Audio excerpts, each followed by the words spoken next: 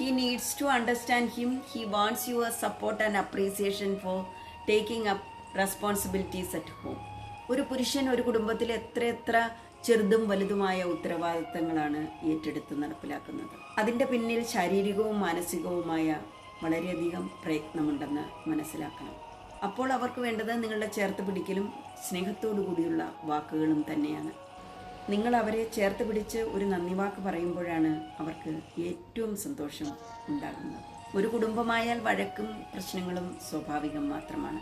ഒരു പ്രശ്നം ഉണ്ടായിക്കഴിഞ്ഞാൽ ഉടൻ തന്നെ അത് പരിഹരിക്കാനായി ശ്രമിക്കരുത്. ഒരു പ്രശ്നം ഉണ്ടായിക്കഴിഞ്ഞാൽ അവരെ കുറ്റപ്പെടുത്തുകയും ശകാരിക്കുകയും ഉച്ചത്തിൽ സംസാരിക്കുകയും ചെയ്യുന്നത് പ്രശ്നത്തെ കൂടുതൽ വഷളാക്കുകയുള്ളൂ.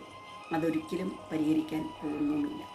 അതുകൊണ്ട് തന്നെ ഒരു പ്രശ്നമുണ്ടായാൽ, ഒരു വഴക്കുണ്ടായാൽ ഗ്യാപ്പ് കൊടുക്കുക. ഇരു കൂട്ടർക്കും അതൊന്ന് റീകൺസിലിയേറ്റ് ചെയ്ത് മനസ്സൊന്ന് ശാന്തമായി തണുക്കുന്നതിന് വേണ്ടി സമയം കൊടുക്കുക.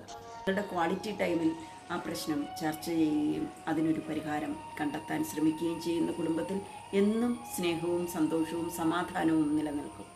Sometimes the best way to heal after a fight is to give space, then return with love. Fights are temporary, but true love always finds its way back.